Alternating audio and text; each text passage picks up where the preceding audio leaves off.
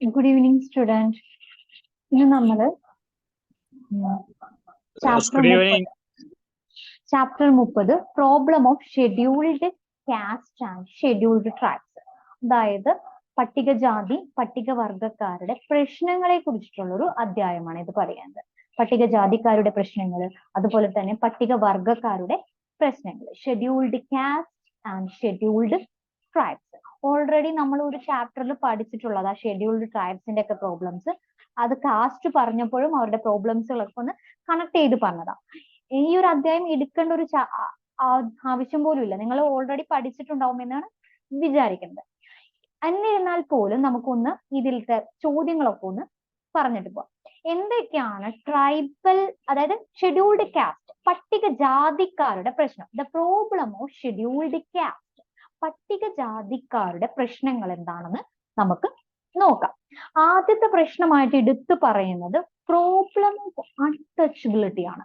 തൊട്ടുകൂടായ്മയാണ് അവരുടെ ഏറ്റവും വലിയ പൊല്യൂഷൻ. അശുദ്ധി ഉള്ളവരാണ് എന്ന് സമൂഹം മാറ്റി നിർത്തിയിരിക്കുന്ന ഒരു ഗ്രൂപ്പാണ് ഏത്? Scheduled caste. ആദ്യത്തെ പ്രോബ്ലം ആയിട്ട് എടുത്തു പറയുന്നത് പ്രോബ്ലം ഓഫ് അൺടച്ചബിലിറ്റി. അത് നിങ്ങളുടെ ഗൈഡില് ഉണ്ട്. 202 പേജിൽ 5ാമത്തെ ക്വസ്റ്റ്യൻ ആയിട്ട് note the untouchability of a act എന്ന് പറഞ്ഞിട്ട്, അതിനു മുന്നേ എന്താണ് അൺടച്ചബിലിറ്റി ആയിട്ട് അവരുടെ പ്രധാനപ്പെട്ട പ്രശ്നങ്ങൾ എന്നും കൂടി നമ്മൾ നോക്കണം. അത് ഇംഗ്ലീഷ് ടെസ്റ്റിൽ 90ാമത്തെ പേജിലുണ്ട്. ഒന്നും കൂടി ഞാൻ പറയാം. നമ്മളിപ്പോ പഠിക്കുന്നത് 30ാമത്തെ ചാപ്റ്റർ ആയ problem of scheduled caste and scheduled tribes. ഗൈഡില് 202ാമത്തെ പേജിലാണ് സ്റ്റാർട്ട് ചെയ്യുന്നത്. നമ്മുടെ ടെസ്റ്റില് 90ാമത്തെ 90 പേജിൽ സ്റ്റാർട്ട് ചെയ്യുന്നത്. ആദ്യത്തെ പ്രശ്നമായിട്ട് പറയുന്നത് പ്രോബ്ലം ഓഫ് അൺടച്ചബിലിറ്റി, തൊട്ടുകൂടായ്മ. കേൾക്കാൻ പറ്റുന്നില്ലേ?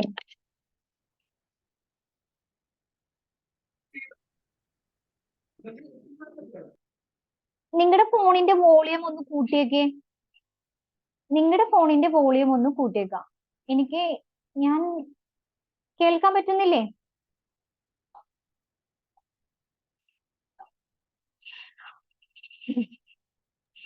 കേൾക്കാൻ പറ്റുന്നുണ്ട്. പേജ് നമ്പർ 202, അതുപോലെ തന്നെ 90ാമത്തെ പേജിലാണ് പ്രോബ്ലം ഓഫ് അൺടച്ചബിലിറ്റി. എന്താണ് തൊട്ടുകൂടായ്മയായിട്ട് നമ്മൾ പറഞ്ഞത്? No physical contact. അതാണ് ഒന്നാമത്തെ അൺടച്ചബിലിറ്റി ആയിട്ട് പറയുന്നത്. ഭൗതികപരമായിട്ട് ഒരു പരസ്പര ബന്ധം ആര് തമ്മിൽ ഉണ്ടാവില്ല? ഈ ഷെഡ്യൂൾഡ് കാസ്റ്റ്, പട്ടികജാതി വർഗക്കാരായിട്ട് വരില്ല. കാരണം അവർ സൊസൈറ്റിയിൽ നിന്ന് നമ്മൾ മാറ്റി നിർത്തും. നോ ഫിസിക്കൽ കോണ്ടാക്ട്, അതായത് ഭൗതികപരമായിട്ടുള്ള പരസ്പര ബന്ധം ഇവർ തമ്മിൽ ഉണ്ടാവില്ല. ഈവൻ അവരുടെ കുട്ടികളെയൊന്നും സ്കൂളിലേക്ക് പറഞ്ഞയക്കുകയോ അവർ സമ്മതിക്കില്ല. അവിടെ കുട്ടികളുമായിട്ട് ഒരുമിച്ച് പഠനം നടത്തുക, അതുപോലെ തന്നെ വർഷിപ്പ് പ്ലേസുകളിലൊക്കെ ഒരുമിച്ച് പോയി പ്രാർത്ഥിക്കാനോ ഒന്നും ഷെഡ്യൂൾഡ് കാസ്റ്റിനെ സമ്മതിക്കുകയില്ല. അപ്പൊ ആദ്യത്തെ അൺടച്ചബിലിറ്റി പ്രശ്നമായിട്ട് നമ്മൾ പറയുന്നത് നോ ഫിസിക്കൽ കോണ്ടാക്ട്. രണ്ടാമത്തെ ban on the use of common well and tank. അവർക്ക് പൊതുവായ കിണറുകളോ ടാങ്കുകളോ ഒന്നും ഉപയോഗിക്കാൻ പാടില്ല. പട്ടികജാതി വർഗക്കാർക്ക് കോമൺ വില്ലേജുകളിൽ പണ്ട് കാലത്ത് പൊതുവായിട്ട് ഗ്രാമങ്ങളിലേക്കൊക്കെ ഒരു കിണറൊക്കെ ഉണ്ടാവുള്ളൂ, കോമൺ വെൽസ് ഉണ്ടാവുള്ളൂ, ടാങ്കോ ഉണ്ടാവുള്ളൂ. അവിടെ ആരൊക്കെ വെള്ളമെടുക്കാൻ പറ്റില്ല? ഈ പട്ടികജാതി വർഗക്കാർക്ക്, പട്ടികജാതിക്കാരിലുള്ള ആൾക്കാർക്കൊക്കെ, ഷെഡ്യൂൾഡ് കാസ്റ്റിൽ പെട്ട ആൾക്കാർക്കൊന്നും വെള്ളമെടുക്കാൻ സമ്മതിക്കില്ല. പിന്നെ മൂന്നാമത്തെ പ്രശ്നമായിട്ട് പറയുന്നത് prohibited from the entering temples. അമ്പലങ്ങളിലൊന്നും പ്രവേശിക്കാൻ സാധിക്കില്ല. അല്ലെ, നമ്മുടെ കേരളത്തിൽ ഗുരുവായൂർ സത്യാഗ്രഹം നടത്തിയത് അല്ലെ, അമ്പലങ്ങളിലൊന്നും പ്രവേശിക്കാൻ പറ്റില്ല. ഷെഡ്യൂൾഡ് കാസ്റ്റ്, താഴ്ന്ന ജാതിക്കാർക്കൊന്നും അമ്പലങ്ങളിൽ പ്രവേശിക്കാൻ സമ്മതിക്കില്ല. റിലീജിയസ് ടെസ്റ്റോ അല്ലെങ്കിൽ പ്രാർത്ഥിക്കുവാനോ ഒന്നും അവരെ സമ്മതിക്കില്ല. ഇതും അൺടച്ചബിലിറ്റിയുമായി ബന്ധപ്പെട്ടിട്ടുള്ള മൂന്നാമത്തെ പ്രശ്നമാണ്. നാലാമത്തെ did not received service from the other occupational caste. ഇപ്പൊ നമ്മൾ പറയാം, ഓരോ ജാതിക്കാർക്കും ഓരോ തൊഴിൽ അന്ന് കാലത്ത് ഉണ്ടായിട്ടുണ്ട്. ഇപ്പൊ നമുക്കറിയാം, വാഷർമാൻസ് അല്ലെങ്കിൽ പ്രീസ്റ്റ്ഹുഡ്, നമുക്കറിയാം പൂജ ചെയ്യാൻ പൂജാരികളുണ്ട്. അതുപോലെ തന്നെ വേറെ പരിപാടികൾ, അതായത് കരകൗശലമായിട്ട് സ്വർണം പണിയാനുള്ള ആൾക്കാര്, അങ്ങനെ ഓരോ ജാതിക്കും ഓരോ ഓരോ തൊഴിലുണ്ട്. ഈ തൊഴിലിൽ എന്ത് ആർക്ക് പ്രവേശിക്കാൻ പറ്റില്ല? ഷെഡ്യൂൾഡ് കാസ്റ്റിന് പ്രവേശിക്കാൻ പറ്റില്ല. അപ്പൊ അവർക്ക് അവരുടെ സർവീസ് സെക്ടറിൽ മാത്രമേ ഉള്ളൂ. ദെൻ അടുത്തതായിട്ട് പറഞ്ഞു non aspect of cooked food. പിന്നെ ഇവർക്ക് ഭക്ഷണം പാകം ചെയ്ത് കഴിക്കാൻ പാടില്ല എന്ന് പറഞ്ഞു. അൺടച്ചബിൾ കാസ്റ്റിലെ ഏറ്റവും നീചമായിട്ടുള്ള ഒരു പ്രവൃത്തിയായിരുന്നു ഏത്? അവർക്ക് ഭക്ഷണം പാകം ചെയ്ത് കഴിക്കാൻ പറ്റില്ല. ഏറ്റവും എടുത്തു പറയുന്ന ആ വിഭാഗം എന്ന് പറയുന്നത് ശൂദ്രന്മാരെന്നാണ് പറയണത്. അവർക്ക് എന്ത് ഒരിക്കലും ഭക്ഷണം പാകം ചെയ്ത് കഴിക്കാൻ അവരെ മേൽജാതിക്കാർ സമ്മതിച്ചില്ല. പിന്നെ സ്റ്റാറ്റസ് ഇൻകറൻസ് ആൻഡ് ഡിഫൻസ് ക്രോണൻസ്, അവർക്ക് അവരുടേതായ എന്ത് അതായത് മറ്റുള്ളവരുമായിട്ട് എപ്പോഴും അവർ ഡിപ്പെൻഡ് ചെയ്ത് ജീവിക്കലാണ് ആരുടെ പണി? ഈ ഷെഡ്യൂൾഡ് കാസ്റ്റുകളായിട്ട് പണി. ഇതൊക്കെ ഇവരുടെ പ്രധാനപ്പെട്ട പ്രശ്നങ്ങളായിട്ട് അൺടച്ചബിലിറ്റി ആയിട്ടാണ് വരുന്നത്. ഇനി ഈ ഭാഗത്തിന് നമുക്കൊരു പിന്നെ വേറെ പ്രശ്നങ്ങളൊക്കെ ഉണ്ട്. എന്ത്? അവർക്ക് സ്വന്തമായിട്ട് വിദ്യാഭ്യാസം ലഭിക്കുന്നില്ല. അതുപോലെ തന്നെ അവർക്ക് സ്വന്തമായിട്ട് സ്ഥലമില്ല, ലാൻഡ്ലെസ് ആയിരിക്കും. പിന്നെ ഗവൺമെന്റ് ജോലികളിലൊന്നും ഷെഡ്യൂൾഡ് കാസ്റ്റ് ഉണ്ടായിരുന്നില്ല. പിന്നെ അവർക്ക് നല്ലൊരു ഹെൽത്ത് ന്യൂട്രീഷൻ ഉണ്ടായിട്ടുണ്ടാവില്ല. അങ്ങനെ പല പ്രശ്നങ്ങളും അവർക്കുണ്ട്. ഏറ്റവും കൂടുതൽ എടുത്തു പറയുന്ന പ്രശ്നമാണ് അൺടച്ചബിലിറ്റി. പിന്നെ ഇതിനെതിരെ വന്ന ഒരു ആക്ട് ആണ് 1955 അൺടച്ചബിലിറ്റി ഒഫൻസ് ആക്ട്. ആ ആക്ടും കൂടി നമ്മുടെ ടെസ്റ്റിലുണ്ട്. പേജ് നമ്പർ 202, 5ാമത്തെ ക്വസ്റ്റ്യൻ ആയിട്ട്. 202 5ാമത്തെ പ്രശ്നം, തൊട്ടുകൂടായ്മ നിരോധനം അതെന്താണെന്ന് പഠിക്കാം. ഓക്കെ, ഇനി ഈ ഭാഗത്തുനിന്ന് ഉള്ളൊരു ചോദ്യങ്ങളൊന്ന് നോക്കാം.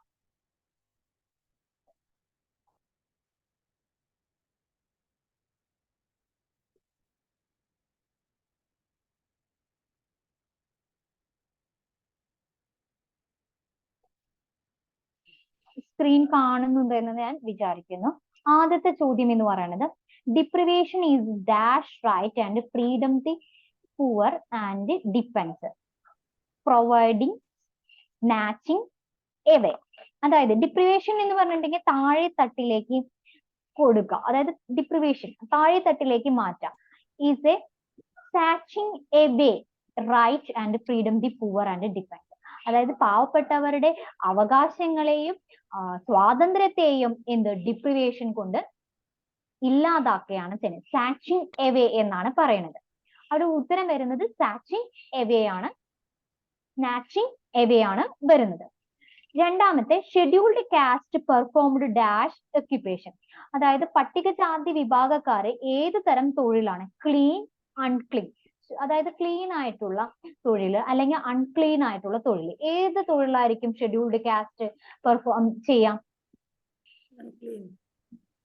അൺക്ലീൻ തൊഴിലുകൾ, അതായത് ശുദ്ധിയില്ലാത്ത തൊഴിലുകളായിരിക്കും അവര് ചെയ്യാം. മൂന്നാമത്തെ ഷെഡ്യൂൾഡ് കാസ്റ്റ്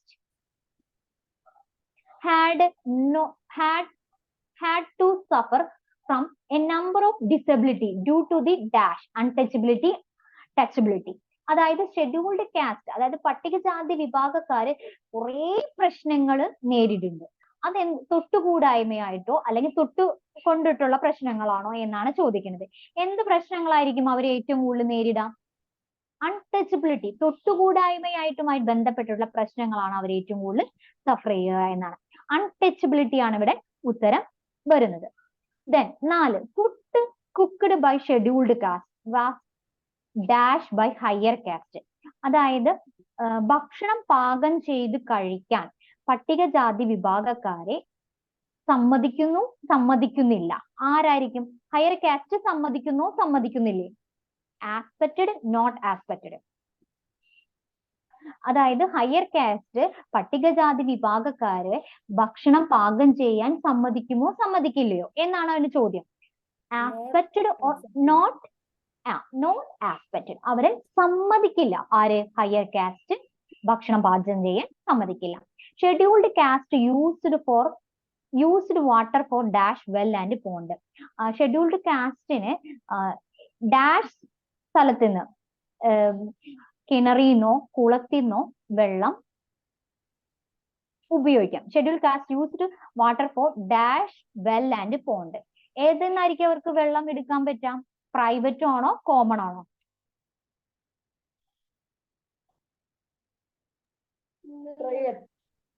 അവർക്ക് പ്രൈവറ്റ് ആയിട്ട് കോമൺ വെൽത്തിൽ നിന്നും ടാങ്കിൽ നിന്നും എന്ത് അവർക്ക് വെള്ളം എടുക്കാൻ പറ്റില്ല. അവർക്ക് അവരുടേതായ ഒരു പ്രൈവറ്റ് വെൽസിനോ അല്ലെങ്കിൽ പോണ്ടിന്നോ വെള്ളം എടുക്കാൻ പറ്റുള്ളൂ. ഈ പറഞ്ഞ ചോദ്യങ്ങളൊക്കെ നിങ്ങളുടെ ഇംഗ്ലീഷ് ടെസ്റ്റിൽ 93-ാമത്തെ പേജിലാണ് കിടക്കുന്നത്. ഇംഗ്ലീഷ് ടെസ്റ്റിൽ 93 ഗൈഡിൽ ഇപ്പൊ ഇല്ല ഈ പറഞ്ഞ ചോദ്യങ്ങളൊക്കെ. ഇതൊന്ന് അറ്റംപ്റ്റ് ചെയ്ത് നോക്കണം. ഇത് എക്സാമിന് ചോദിക്കുന്നതാണ് കേട്ടോ. ഇനി ഷെഡ്യൂൾഡ് ട്രൈബ്സ് ആണ്, പട്ടികജാതിക്കാരുടെ പ്രശ്നങ്ങളാണ്. അത് ഓൾറെഡി നമ്മൾ പഠിച്ചിട്ടുള്ളത് കൊണ്ട് അത് എടുത്ത് ഇനി പറയണില്ല. അതിൽ ചോദ്യങ്ങൾ ഒന്ന് നോക്കാം. ട്രൂ ഫാൾസ് ആണ് ഏറ്റവും കൂടുതൽ വന്നേക്കുന്നത്. ഒന്ന് നോക്കിയേ. ആദ്യത്തെ ചോദ്യം, scheduled tribes are mostly found in plain area. അതായത് പട്ടിക വർഗക്കാരെ കൂടുതലായി കാണുന്നത് സമതല പ്രദേശങ്ങളിലാണ്. ശരിയോ തെറ്റോ? പട്ടികജാതിക്കാരെ എവിടെയാണ് നമ്മൾ കാണാം? പട്ടികവർഗം, ഈ ട്രൈബല് ഗോത്രക്കാരെ എവിടെയാണ് നമ്മൾ കാണാം? പ്ലെയിൻ ഏരിയയിലാണോ അതോ ശരിയോ തെറ്റോ എന്നാണ് ചോദിച്ചത്. പ്ലെയിൻ ഏരിയയിലാണോ? തെറ്റാണ്. പിന്നെ എവിടെ കാണാം അവരെ? Near by the forest and hill area. നമ്മൾ പഠിച്ചതാണ്. ഏത് കുന്നുകളിലോ അല്ലെങ്കിൽ കാടുകളിലോ ആണ് ആരെ കാണുന്നത്? ഷെഡ്യൂൾഡ് ട്രൈബ്സിനെ കാണുന്നത്. അപ്പൊ ഈ സ്റ്റേറ്റ്മെന്റ് ഫാൾസ് ആണ്. രണ്ടാമത്തെ, the largest concentration of the scheduled tribe population in central Indian region. അതായത് ഇന്ത്യയില് മധ്യ ഇന്ത്യയിലാണ്, സെൻട്രൽ ഇന്ത്യയിൽ. അതായത് സെൻട്രൽ ഇന്ത്യയിൽ ഇപ്പൊ സെൻട്രൽ ഇന്ത്യ എന്ന് പറയുമ്പോൾ നമ്മുടെ മധ്യപ്രദേശ്, മധ്യപ്രദേശ്, ഉത്തർപ്രദേശ് ഈ പ്രദേശങ്ങളിലാണ് ഞാൻ പറയണത്. സെൻട്രൽ ഇന്ത്യയിൽ ഷെഡ്യൂൾഡ് ട്രൈബ്സിനെ, ഗോത്രവർഗക്കാരെ ഏറ്റവും കൂടുതൽ കാണുന്നത് എന്നാണ് പറയുന്നത്. ശരിയോ തെറ്റോ? അത് ഗോത്രവർഗക്കാരെ ഏറ്റവും കൂടുതൽ central frontier areas of north east. North east ആണെങ്കിൽ സെൻട്രൽ ഇന്ത്യൻ റീജിയനിലാണ് ഏറ്റവും കൂടുതൽ ആരെ? ഷെഡ്യൂൾഡ് ട്രൈബ്സിനെ കാണുന്നത്. നിങ്ങളൊന്ന് ആലോചിച്ചാൽ മതി. കൂടുതൽ കുന്നുകളും മലകളും താഴ്വരകളും ഏറ്റവും കൂടുതൽ ഹിമാലയത്തിന്റെ അടിയിലല്ലേ? ഹിമാലയത്തിന്റെ ഇതിലല്ലേ വരുന്നത്. അപ്പൊ ഇന്ത്യയില് ഉത്തർപ്രദേശിലും അതുപോലെ തന്നെ ബീഹാറിലും വെസ്റ്റ് ബംഗാളിന്റെ ഭാഗത്തൊക്കെയാണ് ഏത് കൂടുതലായിട്ട് ട്രൈബ്സുകൾ താമസിക്കുന്നത്. അപ്പൊ ഈ സ്റ്റേറ്റ്മെന്റ് ശരിയാണ് കേട്ടോ. ഉത്തരം വരുന്നത് ട്രൂ ആണ്. സെൻട്രൽ ഇന്ത്യൻ റീജിയനിലാണ് ആരെ കാണുന്നത്? ഷെഡ്യൂൾഡ് ട്രൈബ്സിനെ കാണുന്നത്. മൈക്ക് മ്യൂട്ട് ചെയ്തേ.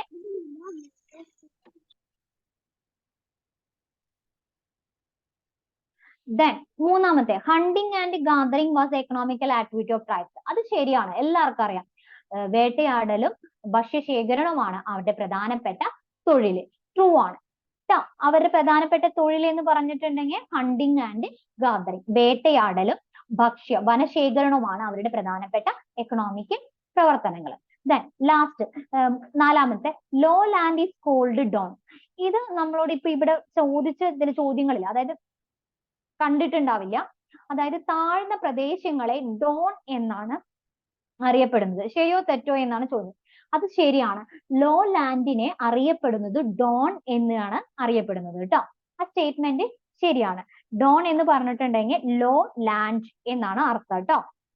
ലോ ലാൻഡുകളെ നമ്മൾ ഡോൺ എന്നാണ് അറിയപ്പെടുന്നത്.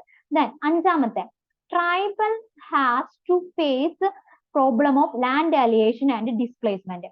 ട്രൈബൽസ്, ഗോത്രവർഗക്കാര് നേരിടുന്ന മെയിൻ പ്രശ്നമാണ് ലാൻഡ് അലിയേഷനും ഡിസ്പ്ലേസ്മെന്റും. അറിയാലോ, ലാൻഡ് അലിയേഷൻ എന്ന് പറഞ്ഞിട്ടുണ്ടെങ്കിൽ ഭൂമിയില്ലാത്ത ഡിസ്പ്ലേസ്മെന്റ്, ഒരു സ്ഥലത്ത് നിന്നും മറ്റൊരു സ്ഥലത്തിലേക്ക് മൂവ് ചെയ്യാം, നീങ്ങാം.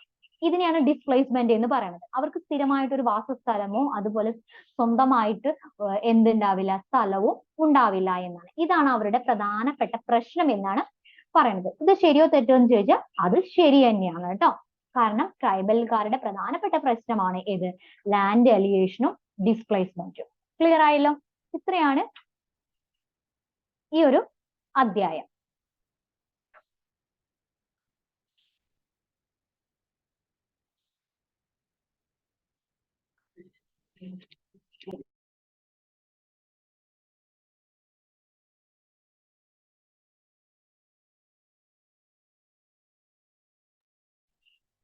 ക്ലിയർ ആയല്ലോ നിങ്ങൾക്ക്?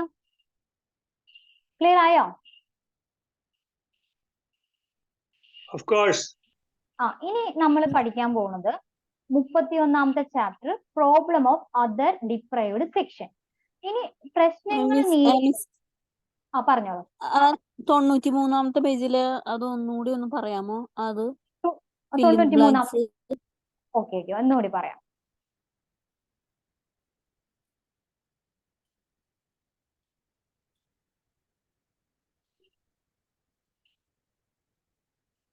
തൊണ്ണൂറ്റിമൂന്നാമത്തെ ആദ്യത്തെ ചോദ്യം, deprivation is a dash right and freedom the poor and defence. അതായത് ഡിപ്രിവേഷൻ എന്ന് പറഞ്ഞാൽ താഴ്ത്തപ്പെടുത്തുമ്പോൾ അവരുടെ പാവപ്പെട്ടവരുടെ അല്ലെങ്കിൽ ഡിപ്പെൻസുകളെ ആശ്രയിച്ച് ജീവിക്കുന്നവരുടെയും അതുപോലെ തന്നെ പാവപ്പെട്ടവരുടെയും സ്വാതന്ത്ര്യവും അവകാശവും പ്രൊവൈഡ് ചെയ്യുകയാണോ, അതായത് നൽകുന്നു അല്ലെങ്കിൽ സ്നാച്ചിങ് എവേ ഇല്ലാതാക്കുന്നു എന്നാണ് ഡിപ്രിവേഷൻ കൊണ്ട്. ഡിപ്രിവേഷൻ കൊണ്ട് അവിടെ സ്നാച്ചിങ് എവേ ആണ്, അവരുടെ അവകാശങ്ങളെയും സ്വാതന്ത്ര്യത്തെയും ഇല്ലാതാക്കാണ്. പുവേഴ്സ് ആൻഡ് ഡിപ്പെൻഡൻസ്, അതായത് പാവപ്പെട്ടവരുടെയും ആശ്രിതരുടെയും അവകാശങ്ങളും സ്വാതന്ത്ര്യവും ഇല്ലാതാവുകയാണ് ഡിപ്രിവേഷൻ കൂടെ സംഭവിക്കുന്നത്. ക്ലിയർ ആയല്ലോ ഒന്നാമത്തെ? രണ്ടാമത്തെ എന്ന് പറഞ്ഞിട്ടുണ്ടെങ്കിൽ scheduled caste performed dash occupation, അതായത് പട്ടികജാതിക്കാര് ഏത് തരം തൊഴിലുകളാണ് ചെയ്യുന്നത്? അവർ ചെയ്യുന്ന തൊഴിൽ എന്ന് പറയുന്നത് അൺക്ലീൻ ആയിട്ടുള്ള വൃത്തിയില്ലാത്ത തൊഴിലുകളായിരിക്കും ചെയ്യുന്നത്. ഉദാഹരണമായിട്ട് പണ്ട് കാലത്തൊക്കെ അറിയാം നമുക്ക്, ചത്തു ചീഞ്ഞ സാധനങ്ങളൊക്കെ കുഴിച്ചു കൊണ്ട് ഇടാനൊക്കെ ഇവരെയാണ് വിളിക്കുക നമ്മൾ പണ്ട് കാലത്തൊക്കെ ആൾക്കാരെ. അപ്പൊ വൃത്തിയില്ലാത്ത വേസ്റ്റ് ഒക്കെ കോരാനൊക്കെ ഈ ഷെഡ്യൂൾഡ് കാസ്റ്റിലുള്ള ആൾക്കാരെയാണ് നമ്മൾ വിളിക്കുക, പറയണ കേട്ടേക്കുന്നത്. അപ്പൊ അൺക്ലീൻ ആയിട്ടുള്ള തൊഴിലുകളാണ് അന്ന് ഷെഡ്യൂൾഡ് കാസ്റ്റ് ചെയ്തിട്ടുള്ളത്. മൂന്നാമത്തെ, scheduled caste had to suffer from number of disability due to the dash untouchability or touchability. അതായത് ഷെഡ്യൂൾഡ് കാസ്റ്റ് പട്ടികജാതിക്കാരെ കുറെ പ്രശ്നങ്ങൾ, ഡിസബിലിറ്റീസുകൾ, പോരായ്മകൾ നേരിട്ടുണ്ട്. അത് എന്തിലാണ്? അവരുടെ തൊട്ടുകൂടായ്മ, അൺടച്ചബിലിറ്റിയിലാണ് അവരെ നേരിടുന്നത് എന്നാണ് പറയുന്നത്. Then 4, food cooked by scheduled caste was dash by higher caste. അതായത് ഭക്ഷണം പാകം ചെയ്ത് കഴിക്കാൻ ആരെ സമ്മതിക്കില്ല? ഷെഡ്യൂൾഡ് കാസ്റ്റിന്, പട്ടികജാതിക്കാരെ സമ്മതിക്കില്ല. ആര്? നമ്മുടെ ഉയർന്ന ജാതിക്കാര്. അത് ആസ്പെക്റ്റഡ് ആണോ നോട്ട് ആസ്പെക്റ്റഡ് ആണോ? അത് സമ്മതിക്കില്ല, നോട്ട് ആസ്പെക്റ്റഡ്. അവര് സമ്മതിക്കില്ല. ആര്? പട്ടികജാതിക്കാരെ ഭക്ഷണം പാകം ചെയ്ത് കഴിക്കാൻ ഉയർന്ന ജാതിക്കാര് സമ്മതിക്കില്ല, not expected. Then 5, scheduled caste used water for dash well and pond. അതായത് പട്ടികജാതിക്കാർക്ക് ഉപയോഗിക്കാം, വെള്ളം ഉപയോഗിക്കാം. എവിടത്തെ വെള്ളം ഉപയോഗിക്കാം? കോമൺ, പൊതുവായ കിണറിൽ നിന്നും പ്രൈവറ്റ്, അതായത് പ്രത്യേക കിണറുകളിൽ നിന്നും. എവിടെ നിന്നാണ് അവർക്ക് വെള്ളം ഉപയോഗിക്കാൻ പറ്റുക? കോമൺ വെൽസ് ആൻഡ് ടാങ്കിൽ നിന്നും ആർക്ക് വെള്ളം എടുക്കാൻ പറ്റില്ല? ഷെഡ്യൂൾഡ് കാസ്റ്റിന് വെള്ളം എടുക്കാൻ പറ്റില്ല. അവർക്ക് പ്രൈവറ്റ് ആയിട്ട് വേറൊരു വിഭാഗം സ്ഥലമുണ്ട്, അവിടെ നിന്ന് മാത്രമേ വെള്ളം എടുക്കാൻ പറ്റുള്ളൂ. ക്ലിയർ ആയോ? ഓക്കെ. അപ്പൊ ഈ ഒരു അധ്യായം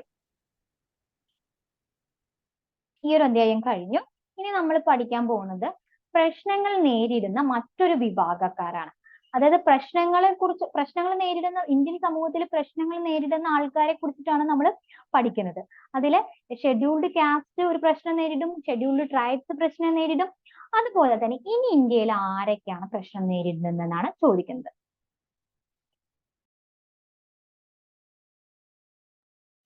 മുപ്പത്തിയൊന്നാമത്തെ chapter problem of other deprived section. ഇന്ത്യയില് പ്രശ്നം നേരിടുന്ന മറ്റു വിഭാഗങ്ങൾ ആരാണ്? അതില് പ്രശ്നം നേരിടുന്ന ആദ്യത്തെ വിഭാഗം എന്ന് പറയുന്നത് പ്രോബ്ലം ഓഫ് ചിൽഡ്രൻ. കുട്ടികളാണ് എന്ത് പ്രശ്നങ്ങൾ നേരിടുന്നത് എന്നാണ് പറയുന്നത്. അപ്പൊ കുറെ തരം കുട്ടികളുണ്ട് നമ്മുടെ. അതിൽ ആദ്യത്തെ കുട്ടികളാണ് ഏത്? Girls children. ഓൾറെഡി നിങ്ങൾക്ക് അതൊക്കെ പരീക്ഷയ്ക്ക് ഞാൻ പറഞ്ഞില്ലെങ്കിൽ പോലും എഴുതാം. പെൺകുട്ടികൾ നേരിടുന്ന പ്രശ്നങ്ങൾ എന്താ? ഒരു 2 പ്രശ്നം നിങ്ങളൊന്ന് പറഞ്ഞേ. പെൺകുട്ടികൾ ഗേൾസ് ചിൽഡ്രൻസ് ഇന്ത്യൻ സമൂഹത്തില്, അതായത് ഇന്ത്യയിലെ സമൂഹത്തിൽ നേരിടുന്ന പ്രശ്നങ്ങൾ എന്താണ്? ഇന്ത്യൻ സമൂഹത്തിൽ പെൺകുട്ടികൾ നേരിടുന്ന പ്രശ്നങ്ങൾ എന്തൊക്കെയാ? ഇൻസെക്യൂരിറ്റി. അത് ദെൻ ഏറ്റവും വലിയ പ്രശ്നം എന്താ?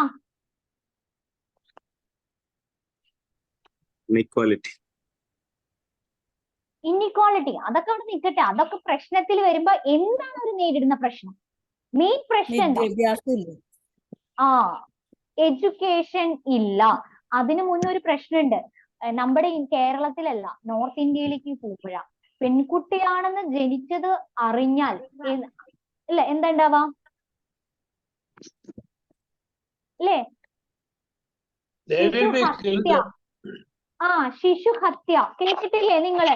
ഫീമെയിൽ ഇൻഫന്റിസൈഡ് അല്ലേ? But all are in the grounds of North India only, but in Kerala it is not.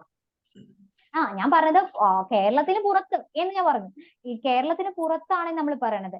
അതായത് നോർത്ത് ഇന്ത്യയിലാണ് ഏറ്റവും കൂടുതലുള്ളത്. അതായത് പെൺകുട്ടിയാണെന്ന് അറിയുമ്പോൾ തന്നെ പെൺകുട്ടികൾ, ഗേൾസ് ചിൽഡ്രൻ നേരിടുന്ന ഏറ്റവും വലിയ പ്രശ്നമാണ് ഏത്? പെൺകുട്ടികളെ കൊല്ലാം അല്ലെ? ശിശുഹത്യ അല്ല, ആൺകുട്ടികളെ കൊല്ലുന്നത് കേട്ടിട്ടുണ്ടോ നിങ്ങൾ? ഏറ്റവും കൂടുതൽ ആൺകുട്ടികളെ വളരെ റെയർ ആക്കുമല്ല. ഏറ്റവും കൂടുതൽ കൊല്ലുന്നത് ഏതാ? പെൺകുട്ടികളെയാണ്. ശിശുഹത്യ ഏറ്റവും വലിയ പ്രശ്നം നേരിടുന്ന. അതുപോലെ തന്നെ പെൺകുട്ടികൾക്ക് വിദ്യാഭ്യാസം കൊടുക്കില്ല, എഡ്യൂക്കേഷൻ കൊടുക്കില്ല. അതുപോലെ തന്നെ പോഷകാഹാരവും കൊടുക്കില്ല അല്ലെ? അതായത് ഭക്ഷണവും അവർക്ക് നല്ലവണ്ണം പ്രോപ്പർ ആയിട്ട് കിട്ടില്ല. കാരണം പറയുന്നുണ്ട്, അതായത് ആൺകുട്ടികളാണ് പുറത്തു പോയി ജോലി ചെയ്യുന്നത്, പെൺകുട്ടികൾ വീട്ടിലെ ജോലി ചെയ്യണം. അപ്പൊ ആ ഭക്ഷണം കുറച്ച് കഴിച്ചാൽ മതി. അതുപോലെ തന്നെ വിദ്യാഭ്യാസത്തിന്റെ കാര്യത്തിൽ ആൺകുട്ടികളെ പുറത്തു പോയി പണിയെടുക്കണം. അപ്പൊ അവർക്ക് നല്ലോണം വിദ്യാഭ്യാസം കൊടുക്കണം. പെൺകുട്ടികളൊന്നും പഠിച്ച് ജോലിക്കൊന്നും പോവില്ല. അതുകൊണ്ട് വീട്ടിൽ നിൽക്കണ അവർക്ക് പഠിപ്പൊന്നും വേണ്ട. അപ്പൊ പോഷകാഹാരം കൊടുക്കില്ല. പിന്നെ നിങ്ങൾക്കറിയാം ചൈൽഡ് മാരേജ്. പെൺകുട്ടികളെയാണ് ശൈശവ വിവാഹം അല്ലെ? പെൺകുട്ടികളെയാണ് ചെറുപ്പത്തിലെ തന്നെ വിവാഹം കഴിച്ച് വിടുന്നത്. അപ്പൊ ഇതൊക്കെയാണ് പെൺകുട്ടികൾ നേരിടുന്ന പ്രശ്നം. അത് നീക്കുന്നതിന് വേണ്ടിയിട്ടാണ് ഇന്ത്യൻ ഗവൺമെന്റ് ഒരു പദ്ധതി നടപ്പിലാക്കിയത്. ഏത്? ബേട്ടി ബച്ചാവോ ബേട്ടി പഠാവോ അല്ലെ? ബേട്ടി ബച്ചാവോ ബേട്ടി പഠാവോ എന്ന് പറഞ്ഞിട്ടുള്ള ഒരു പദ്ധതി. പെൺകുട്ടികളെ രക്ഷിക്കൂ, പെൺകുട്ടികളെ പഠിപ്പിക്കൂ എന്ന് പറഞ്ഞ ഒരു പദ്ധതി നടപ്പിലാക്കി. അപ്പൊ നമുക്ക് ഇവിടെ പറയാം ഡിസ്ക്രിമിനേഷൻ ആണ്, അതായത് വിവേചനമാണ്, ലിംഗവിവേചനമാണ് ഇവിടെ ഏറ്റവും കൂടുതൽ നടക്കുന്നത്. അതിന്റെ പേരിൽ പെൺകുട്ടികളെ കൊല്ലുകയും പെൺകുട്ടികളുടെ ശൈശവ വിവാഹം നടത്തുകയും പെൺകുട്ടികൾക്ക് പോഷകാഹാരം ഇല്ലാതാകുകയും പിന്നെ പെൺകുട്ടികൾക്ക് വിദ്യാഭ്യാസം ഇല്ലാതാകും. പിന്നെ എക്സ്പ്ലോയിറ്റേഷൻ, പല രീതിയിലുമുള്ള ചൂഷണങ്ങളും പെൺകുട്ടികൾ നേരിടുന്നുണ്ട്. അബ്യൂസ്മെന്റ്, ഒപ്രഷൻ, ഇതൊക്കെ പെൺകുട്ടികൾ നേരിടുന്ന പ്രശ്നങ്ങളാണ്. അപ്പൊ പ്രോബ്ലം നേരിടുന്ന ഒരു വിഭാഗം എന്ന് പറയുന്നത് ഗേൾസ് ചിൽഡ്രൻ ആണ്. രണ്ടാമത്തെ സ്ട്രീറ്റ് ചിൽഡ്രൻ, തെരുവ് കുട്ടികളാണ്. തെരുവ് കുട്ടികൾ എന്ന് പറയുമ്പോൾ നമുക്കറിയാം വീടൊന്നും ഇല്ലാതെ തെരുവിലേക്ക് വരുന്ന കുട്ടികളാവാം അല്ലെ? അനാഥരായിട്ട് വരുന്നതാവാം. പിന്നെ പാവപ്പെട്ട വീടുകളൊക്കെ ആവുകയാണെങ്കിൽ ആ വീട്ടിലെ കുട്ടികളൊക്കെ തെരുവിലായിരിക്കും പിന്നെ ജീവിതം ഉണ്ടാവുക. തെരുവ് കുട്ടികൾ നേരിടുന്ന വലിയ പ്രശ്നം എന്ന് പറഞ്ഞിട്ടുണ്ടെങ്കിൽ എന്തായിരിക്കാം? തെരുവ് കുട്ടികളെയാണ് മിക്ക ക്രിമിനൽസുകളായിട്ട് പിന്നീട് വളർന്ന് വരുന്നത് അല്ലെ? തെരുവ് കുട്ടികള് നമുക്കറിയാം, തെരുവ് കുട്ടികളെ അനാഥരായിട്ട് ഇങ്ങനെ കിടക്കുമ്പോൾ അവരെ ചീത്ത കൂട്ടുകെട്ടിലേക്ക് പെടുകയും മയക്കുമരുന്ന്, മദ്യപാനം, പിന്നെ പല കാര്യങ്ങളിലും അടിമകളായി ഇവരെ ഉപയോഗിക്കുന്നതും തെരുവ് കുട്ടികളെ. അപ്പൊ ഇവരും ഒരു പ്രശ്നം നേരിടുന്ന വിഭാഗമാണ് സ്ട്രീറ്റ് ചിൽഡ്രൻ. ദെൻ മൂന്നാമത്തെ ആൾക്കാരാണ് ചൈൽഡ് ലേബർ. ഓൾറെഡി നിങ്ങൾ പൊളിറ്റിക്സിലൊക്കെ പഠിച്ചിട്ടുണ്ടാവും ചൈൽഡ് ലേബർ. എന്താണ് ചൈൽഡ് ലേബർ? ബാലവേല.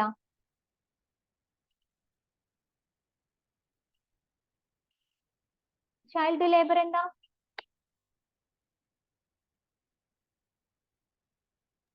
ബാലവേല എന്ന് പറഞ്ഞാൽ പ്രായമാകാത്ത മൈനേഴ്സിനെ കൊണ്ട് പണിയെടുപ്പിക്കുന്നു. എത്ര വയസ്സൊക്കെ ഒന്ന് പറ. ഒരു 14 വയസ്സിന് താഴെ. 5 മുതൽ 14 വയസ്സിന് താഴെയുള്ള കുട്ടികളെ പണിയെടുപ്പിക്കാം, നിർബന്ധിച്ച് പണിയെടുപ്പിക്കാൻ പാടില്ല എന്നാ പറഞ്ഞിട്ടുള്ളൂ.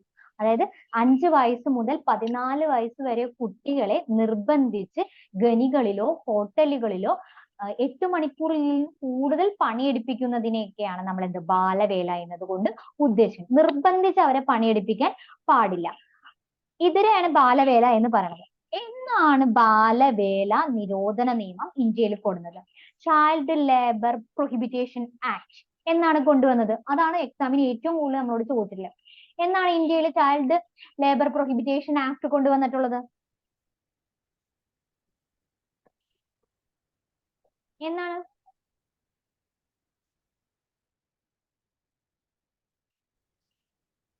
നാളെ ദിവസം ഇതേപോലെ ഒരു ആക്ട് കണ്ടുപിടിക്കാൻ പറഞ്ഞിട്ടുണ്ടായിരുന്നു ഞാൻ. 1986. 1986 1986 ഏത് ചൈൽഡ് പ്രൊഹിബിറ്റേഷൻ ആക്ട് നിലവിൽ വരുന്നത്. അപ്പൊ ഇത്രയാണ് കുട്ടികളുടെ പ്രശ്നങ്ങൾ. Girls children, street children, child labour, ഇവരാണ് ഇന്ത്യയിൽ പ്രശ്നം നേരിടുന്ന ഒരു വിഭാഗം. അന്ന് ഈ ഭാഗത്തെ ചോദ്യങ്ങളൊന്ന് നോക്കാം.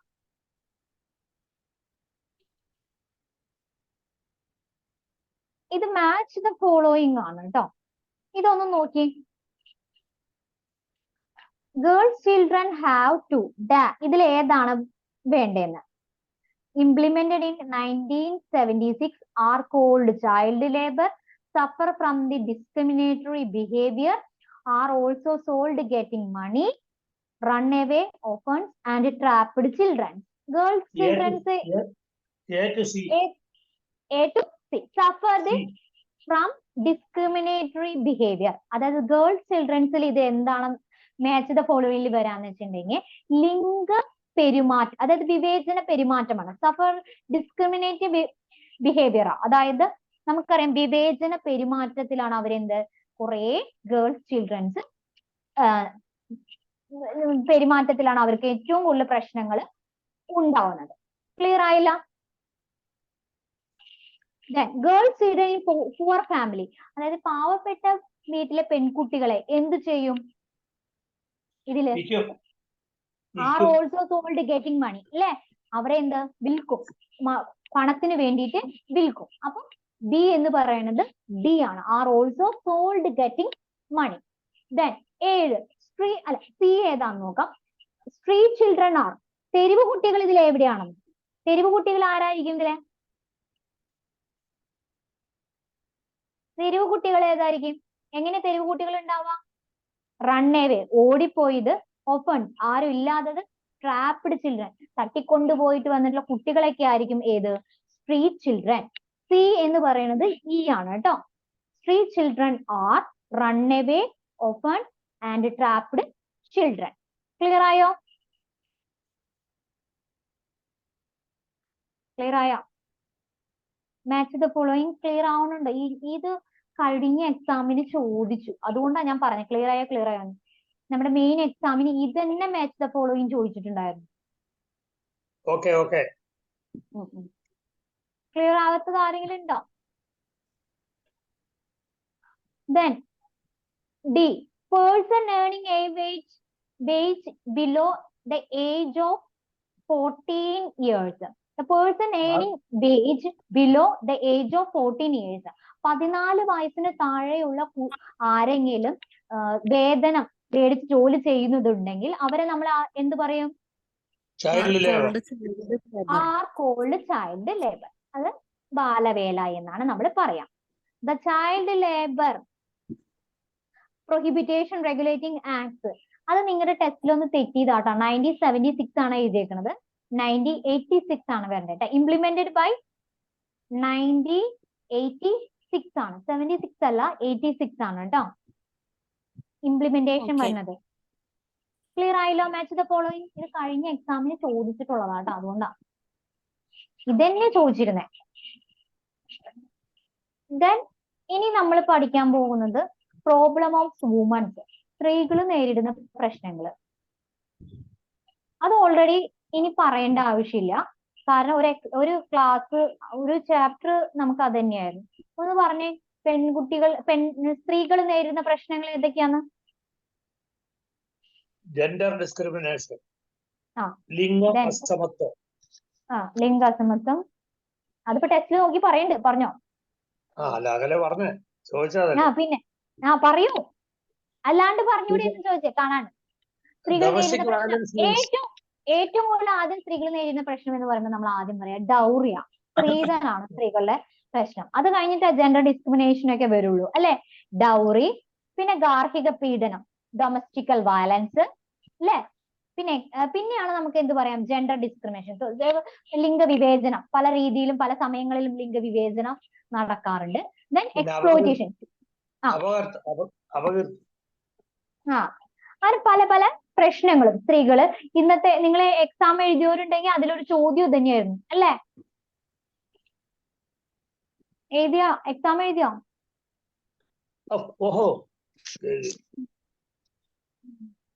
അപ്പൊ ആ ഭാഗത്തിലെ ചോദ്യങ്ങളാണ് ഒന്ന് നോക്കാം. ട്രൂ ഫാൾസ് ആണിത്. ഒന്ന് നോക്കി. Doctors enjoy the inheritance and succession right in the patrilineal family. Patrilineal family എന്ന് പറഞ്ഞാൽ ഏതാ? നമ്മൾ മാട്രിലീനിയൽ ഫാമിലി, പാട്രിലീനിയൽ ഫാമിലി ഒക്കെ പഠിച്ചതാ.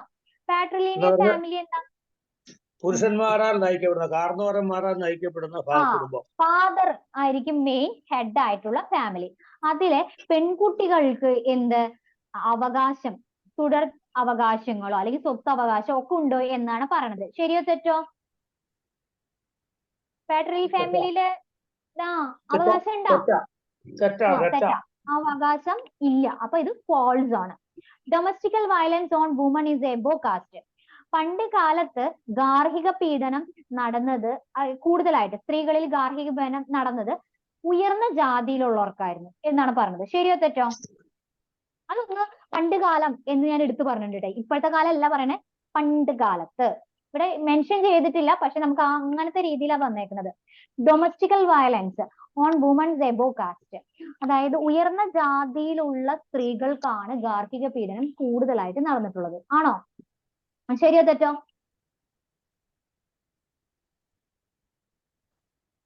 കൺഫ്യൂഷൻ ഫാക്ടർ ആണോ നിങ്ങൾക്ക് തോന്നുന്നത്? ഇപ്പോഴത്തെ കാലത്താണെങ്കിൽ പുറത്തറിയാതെ പീഡനം മേടിച്ചിട്ടുണ്ടാവാം. അല്ല, ഇപ്പോഴത്തെ കാലത്താണെങ്കിൽ ഇത് ഫാൾസ് ആയിട്ടാണ് പറയാം. ഇപ്പോഴത്തെ എല്ലാ ജാതിയിലുള്ള ആൾക്കാർക്കും എന്ത് ഡൊമസ്റ്റിക്കൽ വയലൻസ് ഉണ്ട്. ഇവിടെ പണ്ട് കാലത്ത് ഗാർഹിക പീഡനം ഏറ്റവും കൂടുതൽ അനുഭവിച്ചിരുന്നത് എബോ കാസ്റ്റ്, ഉയർന്ന ജാതിയിലുള്ള സ്ത്രീകൾക്കാണ് ഏത് ഗാർഹിക പീഡനം കൂടുതൽ സംഭവിച്ചത്. കാരണം ഞാൻ എടുത്തു പറഞ്ഞുതരാം. നിങ്ങൾ നോക്കിയ താഴ്ന്ന ജാതിയിലുള്ള ആൾക്കാര്, സ്ത്രീ ആയാലും പുരുഷനായാലും എന്ത് ജോലിക്ക് പോവും, കൂലിവേലകൾക്ക് എടുക്കാൻ പോവും. അപ്പൊ അവരുടെ ഗാർഹിക പീഡനത്തിന്റെ ഒന്നും ആവശ്യം അവിടെ ഇല്ല. ഇപ്പൊ നെയ്യാനോ കൊയ്യാനോ വേറെ ഏത് വേലയ്ക്കാണെങ്കിലും സ്ത്രീയും പുരുഷനും ഒരുമിച്ച് താഴ്ന്ന ജാതിയിലുള്ള ആൾക്കാർ പോവാണ്. അപ്പൊ അവർക്ക് അവിടെ ഗാർഹിക പീഡനം അനുഭവിക്കേണ്ട കാര്യമില്ല. പക്ഷേ ആ നേരത്ത് ഉയർന്ന ജാതിയിലുള്ള സ്ത്രീകള് തൊഴിലെടുക്കാൻ പോവോ? അവരെവിടെയാ? വീട്ടിലാണ് താമസം അല്ലെ. അവർക്ക് വീട്ടിലിരിക്കുമ്പോ എന്താ, അവർക്ക് ബഹുമാനം കുറവ് അല്ലെ, റെസ്പെക്ട് ഒക്കെ വളരെ കുറവ്. അപ്പൊ അവർക്കാണ് ഏത് ഗാർഹിക പീഡനം കൂടുതൽ നടന്നത്. നിങ്ങൾ കേട്ടിട്ടുണ്ടോന്ന് അറിയില്ല, ഏത് ഈ നമ്പൂതിരി വുമൺസുകൾക്കൊക്കെ പ്രശ്നം നേരിടുന്നതിന് വേണ്ടി VT ഭട്ടതിരിപ്പാട് നടത്തിയ ഒരു നാടകമാണ് ഏത് അടുക്കളയിൽ നിന്നും അരങ്ങത്തേക്ക്. കേട്ടിട്ടുണ്ടോ നിങ്ങളത്? അതായത് നമ്പൂതിരി കുലങ്ങളിലെ സ്ത്രീകൾ നേരിടുന്ന ഗാർഹിക പീഡനത്തെ എടുത്തു കാണിക്കുന്ന ഒരു നാടകമാണ് ഏത് VT ഭട്ടതിരിപ്പാടിന്റെ അടുക്കളയിൽ നിന്ന് അരങ്ങത്തേക്ക്. കേട്ടിട്ടുണ്ടോ നിങ്ങളതൊക്കെ? അപ്പൊ പണ്ട് കാലത്ത് എബോ കാസ്റ്റിലാണ് ഏത് ഡൊമസ്റ്റിക്കൽ വയലൻസ്, ഗാർഹിക പീഡനം കൂടുതൽ നടന്നിട്ടുള്ളത്. ഇത് ഉത്തരം ഇവിടെ ചോദിക്കുമ്പോൾ ട്രൂ ആണ് കൊടുക്കേണ്ടത് കേട്ടോ. ദെൻ മൂന്നാമത്തെ, giving and taking dowry is a punishable offence are pier in per anti dowry act in 1976. അതായത് 1977 ആന്റി ഡൗറി ആക്ട് കൊണ്ടുവന്നതോടുകൂടി വാങ്ങിക്കലും കൊടുക്കലും ശരിയാ. അപ്പൊ അത് ശരിയെന്ന് കേട്ടോ. മനസ്സിലായില്ലേ? പണിഷബിൾ ആണ്, അതായത് കർശനമായിട്ട് എന്ത് നിയന്ത്രിച്ചിട്ടുള്ള ഒരു ആക്ട് ആണ് അത് പറയുന്നത്. ദെൻ നാലാമത്തെ, woman labours are exploited in mode of payment. അതായത് സ്ത്രീ തൊഴിലാളികൾ പല രീതിയിലുള്ള പേയ്മെന്റ്, ചൂഷണം, അതായത് വേതനത്തിന്റെ അടിസ്ഥാനത്തിൽ പേയ്മെന്റ് പല രീതിയിലുള്ള ചൂഷണങ്ങൾ അവര് നേരിടാറുണ്ട്. പേയ്മെന്റിന്റെ അനുസരിച്ച്, അതായത് വേതനത്തിന്റെ, അവർക്ക് നൽകുന്ന കൂലിയുടെ അടിസ്ഥാനത്തിൽ പല രീതിയിലുള്ള എക്സ്പ്ലോയിറ്റേഷൻസ് വുമൺസ് തൊഴിലാളികൾ, അതായത് സ്ത്രീ തൊഴിലാളികൾ നേരിടാറുണ്ട്. ശരിയോ തെറ്റോ? ഉണ്ട് ഉണ്ട്. ട്രൂ, അതും ശരിയാണ്. ദെൻ അഞ്ചാമത്തെ, majority of woman are aware of act related to prohibition their exploitation and deprivation of right. അത് ഇന്നത്തെ കാലത്ത് വെച്ചിട്ടുള്ള ഒരു ചോദ്യം. മെജോറിറ്റി ഓഫ് വുമൺ, ഭൂരിഭാഗം സ്ത്രീകൾക്കും അവരുടെ എക്സ്പ്ലോയിറ്റേഷൻ, അതായത് ചൂഷണത്തിന്റെയും അടിച്ചമർത്തലിന്റെയും എതിരെയുള്ള നിയമങ്ങളെ കുറിച്ച് ബോധ്യവാരാണ് എന്നാണ്. അവയർനെസ് ഉണ്ട്, ബോധ്യം ഉണ്ട് എന്നാണ് പറയുന്നത്. ശരിയോ തെറ്റോ? ഭൂരിഭാഗം സ്ത്രീകൾക്ക് only educated women can have. ഇവിടെ എത്ര സ്ത്രീകളുണ്ട്? നമുക്ക് എതിരെയുള്ള ഏതെങ്കിലും ഒരു ആക്ടുകളെ പറയാൻ പറ്റുമോ? ഈ പഠിക്കുന്ന ആൾക്കാരാണ് നിങ്ങളൊക്കെ. ഇപ്പൊ എഡ്യൂക്കേറ്റഡ് ആയിട്ടുള്ള ആൾക്കാർക്ക് മാത്രമല്ല, എഡ്യൂക്കേഷൻ നേടിയ ആൾക്കാർക്ക് പോലും ഒരു അവകാശത്തെ കുറിച്ചും അറിയില്ല. ആണോ? അല്ലേ? മെജോറിറ്റി ഓഫ് വുമൺസിന് എന്താ, അവരുടെ ആക്ഷനെ കുറിച്ചോ അല്ലെങ്കിൽ അവരുടെ എക്സ്പ്ലോയിറ്റേഷന് എതിരെ നടത്തുന്ന പ്രൊഹിബിറ്റേഷൻ ആക്ടിനെ കുറിച്ചോ ബോധ്യവാന്മാരാണ് എന്നാണ് പറയുന്നത്. അപ്പൊ ഈ സ്റ്റേറ്റ്മെന്റ് എന്താ? ശരിയോ തെറ്റോ? തെറ്റാണ്. തെറ്റാണ്. ഭൂരിഭാഗം സ്ത്രീകൾക്കും അറിയില്ല കേട്ടോ. അപ്പൊ ഇത്രയാണ് ഈ ഒരു അധ്യായത്തിലെ ലാസ്റ്റത്തെ ക്വസ്റ്റ്യൻ ആണ്, ലാസ്റ്റത്തെ ഒരു ഭാഗമാണ് അതർ ബാക്ക്വേർഡ് ക്ലാസ്, OBC. ആരാണ് OBC എന്നാണ് മിക്ക ആൾക്കാരും അറിയാം. നമ്മളൊക്കെ മിക്ക ഇതിൽ എഴുതുമ്പോൾ നമ്മൾ പറഞ്ഞോ. അഞ്ചാമത്തെ ക്വസ്റ്റ്യന്റെ ഏതാണ് വേണ്ടേ? അഞ്ചാമത്തെ ക്വസ്റ്റ്യന്റെ majority of women are aware of act related to prohibition of their exploitation and deprivation of right എന്ന് പറഞ്ഞിട്ടുണ്ടെങ്കിൽ ഭൂരിഭാഗം സ്ത്രീകൾക്കും ബോധ്യവാന്മാരാണ് അവരുടെ നിരോധന ഡിപ്രിവേഷൻ ഓഫ് റൈറ്റ്, അതായത് അവര് ബോധ്യവാന്മാരാണ് അവരുടെ ചൂഷണത്തിനെയും അടിച്ചമർത്തലിനെയുള്ള അവകാശങ്ങളെ കുറിച്ചിട്ടുള്ള നിയമങ്ങളെ കുറിച്ച് ബോധ്യവാന്മാരാണ് എന്നാണ് പറഞ്ഞേക്കണത്. ബോധ്യവാന്മാരാണ് എന്നാണ് പറഞ്ഞേക്കണത് സ്റ്റേറ്റ്മെന്റ്. ആണോ? ശരിയോ തെറ്റോ? അല്ല. അപ്പൊ അത് ഫാൾസ് ആണ് അല്ലെ? മെജോറിറ്റി ഓഫ് വുമൺസിനും അറിയില്ല അവരുടെ നിയമങ്ങളെ കുറിച്ചോ ഡിപ്രിവേഷൻ റൈറ്റിനെ കുറിച്ചോ പ്രൊഹിബിറ്റേഷൻ റൈറ്റിനെ കുറിച്ചോ ഒന്നും അവയർന് അല്ല. അപ്പൊ ഇത് ഫാൾസ് ആണ്. ഇവിടെ നമ്മളോട് പറഞ്ഞേക്കുന്നത് അവെയർ ആണ്, ബോധ്യവാന്മാരാണ് എന്നാണ് പറയുന്നത്. അതായത് സ്ത്രീകൾക്ക് എല്ലാവർക്കും മിക്കവർക്കും അറിയാമെന്നാണ് പറയുന്നത്. അപ്പൊ അത് ഫാൾസ് ആണ് കേട്ടോ.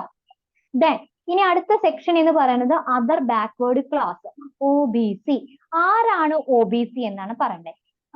OBC എന്ന് പറഞ്ഞിട്ടുണ്ടെങ്കിൽ നമുക്കറിയാം, കൺസിഡറേഷൻ ഒക്കെ പറഞ്ഞു നോക്കുമ്പോൾ സൊസൈറ്റിയിൽ ഉയർന്ന ജാതിക്കാരുണ്ട്, താഴ്ന്ന ജാതിക്കാരെയും കുറിച്ച് നമ്മൾ പഠിച്ചു.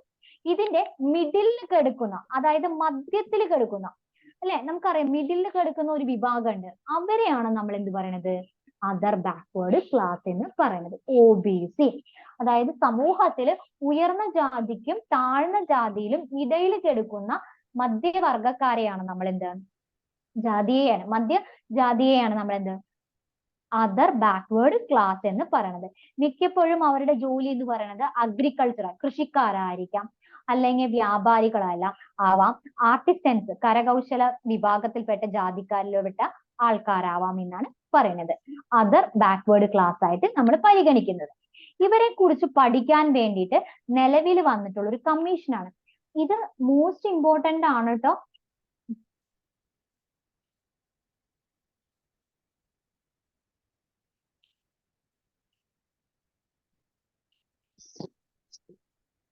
ഈ പോയിന്റ്, അതായത് OBC സെക്ഷനെ കുറിച്ച് പഠിക്കാൻ വന്ന കമ്മീഷനാണ് ഏത്?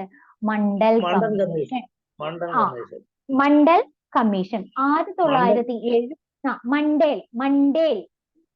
മണ്ടേൽ എന്നാണ് കേട്ടോ.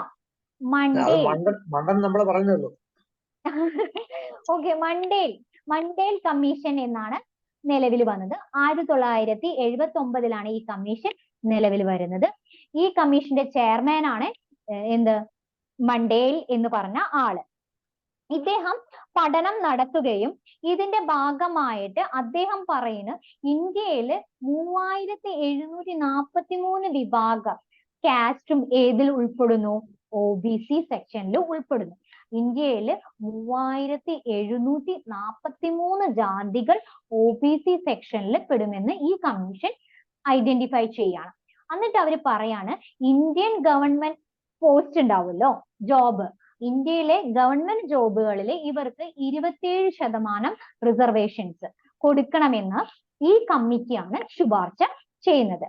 അപ്പൊ മണ്ഡൽ കമ്മീഷൻ ആണ് OBC സെക്ഷനിൽ ഇന്ത്യയിലെ ഗവൺമെന്റ് ജോലികളിൽ 27% 27% റിസർവേഷൻ കൊടുക്കണമെന്ന് ശുപാർശ ചെയ്യുന്നത്. ഈ ശുപാർശ പ്രകാരം മണ്ഡൽ കമ്മീഷന്റെ റിപ്പോർട്ട് ഇംപ്ലിമെന്റേഷൻ നടപ്പിലാക്കുന്നത് 1993-ലാണ്. 1993-ലാണ് മണ്ഡൽ കമ്മീഷന്റെ റിപ്പോർട്ട് ഇംപ്ലിമെന്റേഷൻ നടപ്പിലാക്കുന്നത് എന്നാണ് പറയണത്. ക്ലിയർ ആയല്ലോ? ഇത്രയും പഠിച്ചാൽ മതി ഈ ഒരു അധ്യായത്തിൽ. ഈ മണ്ഡൽ കമ്മീഷന്റെ ചോദ്യങ്ങള് ഞാൻ സ്ക്രീൻ എടുത്തില്ല.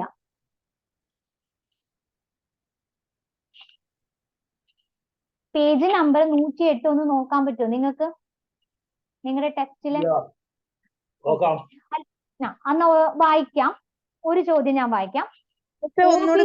പേജ് നമ്പർ 108 ഇംഗ്ലീഷ് ടെസ്റ്റില് 108 ഇംഗ്ലീഷ് ടെസ്റ്റില് 108 പേജ് നമ്പർ 108 ഒന്ന് നോക്കാം. ഞാൻ അത് സ്ക്രീൻ എടുക്കാൻ പറ്റിയില്ല, അതുകൊണ്ടാണ് കേട്ടോ.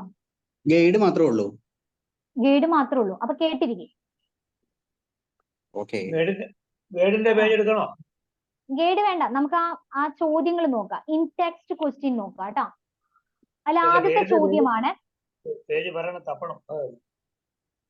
108-ാമത്തെ പേജ്. ടെസ്റ്റില് 108-ാമത്തെ പേജ് ഒന്ന് എടുക്കാം. ആ, മിക്കവർക്കും ടെസ്റ്റ് കിട്ടി കഴിയണം, കിട്ടിയിട്ടുണ്ടാവും. അല്ല, ടെസ്റ്റ് ഞങ്ങൾക്ക് 4 കിട്ടിയിട്ടുണ്ട്, ബാക്കി കിട്ടാനുണ്ട്. ഓക്കെ. ദെൻ ആദ്യത്തെ ചോദ്യം നോക്കിക്കോ. OBC occupy dash position caste system. അതായത് OBC സെക്ഷൻകാരെ ശ്രദ്ധിച്ച് കേൾക്കാം. ഞാൻ ഒന്നുകൂടി പറയാം. OBC occupy dash position in caste system. ജാതി വ്യവസ്ഥയില് OBC വിഭാഗക്കാര് ഡാഷ് സ്ഥാനത്താണ് നിൽക്കുന്നത്. ഏത് സ്ഥാനത്താണ് OBC-ക്കാരുള്ളത്? ഓപ്ഷൻ ഞാൻ പറയാം. Middle or lower. ഇതിൽ ഏതായിരിക്കും OBC സെക്ഷൻ ഓക്യുപ്പൈ ചെയ്യാം കാസ്റ്റ് സിസ്റ്റത്തില്? മിഡിൽ, മധ്യവർഗത്തിലാണ് അവര് ഉൾപ്പെടുന്നത്. രണ്ടാമത്തെ ചോദ്യം, OBC of annexed first are dash developed economically and educationally. അതായത് OBC-ക്കാര് സാമ്പത്തികപരമായിട്ടും വിദ്യാഭ്യാസപരമായിട്ടും വികസിക്കുന്നു. ലെസ് ആണോ മോർ ആണോ? ലെസ്. അവർക്ക് വിദ്യാഭ്യാസമോ സാമ്പത്തികമോ ഇല്ല OBC വിഭാഗക്കാര്. എന്താ ഒരാൾ സംശയം ചോദിച്ച എന്താണ്? 108-ാമത്തെ പേജിൽ അതില്ല. 108-ാമത്തെ പേജില. അതെ, സെക്കൻഡ് പാർട്ട് 4-5 എടുത്തേ. 4-5. അല്ല മാം, വേണമെങ്കിൽ ഞാൻ അതിന്റെ ഇതിന്റെ എടുത്ത് തരാം. എനിക്ക് 3 ബുക്ക് ഉണ്ട്. അല്ല, ഗൈഡിന്റെ എടുക്കണോ? വേണ്ട. ചെറിയൻ ചേട്ടന് സ്ക്രീൻ ഷെയർ ചെയ്യാൻ പറ്റില്ല, ഞാനാണല്ലോ ഹോസ്റ്റ്. അതുകൊണ്ട് മിസ് ചാപ്റ്റർ പേരെന്ന് പറഞ്ഞേ? ചാപ്റ്റർ പ്രോബ്ലം, അതായത് സോഷ്യോളജി 4-5 എടുത്തോ? സോഷ്യോളജി 4-5 എനിക്കില്ല. അപ്പൊ പിന്നെ പറഞ്ഞിട്ട് കാര്യമില്ലല്ലോ. 4-5 ബുക്കില്ലേ? ഉണ്ടല്ലോ. 1, 2, 3 ഒരു ബുക്ക്, 4-5 രണ്ടാമത്തെ ബുക്ക്. 4-5 എന്ന് പറഞ്ഞ സോഷ്യോളജിക്ക് ഒരു ബുക്ക് ഉണ്ട്. നമുക്ക് 2 ബുക്കാണ് സോഷ്യോളജിക്ക് ഉള്ളത്. അതില് സോഷ്യോളജിയിലെ 4-5 എന്ന് എഴുതിയ ബുക്കിലെ 108-ാമത്തെ പേജില്. അവർക്ക് കിട്ടിയിട്ടില്ല. വേണമെങ്കിൽ ഗൈഡിലെ പേജ് തപ്പി പറഞ്ഞു തരാം. ഞാനിപ്പോ തന്നെ സ്ക്രീൻ ഷെയർ ചെയ്യാം. നിങ്ങൾ അവിടെ നിൽക്കും.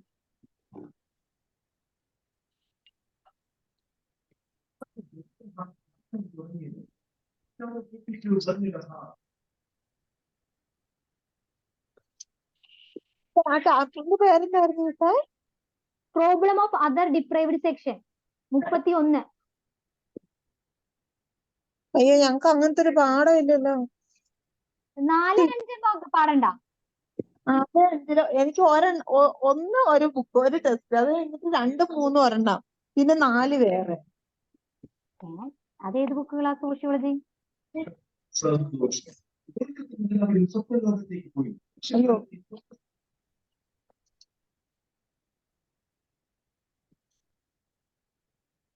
അതെ, ഗൈഡിലെ 208 പേജ് മുതൽ തുടങ്ങും. ദേ ഇനി നിങ്ങൾ അത് നോക്കാൻ വേണ്ട, ഇവിടെ ശ്രദ്ധിച്ചോ എല്ലാരും. കണ്ടില്ലേ?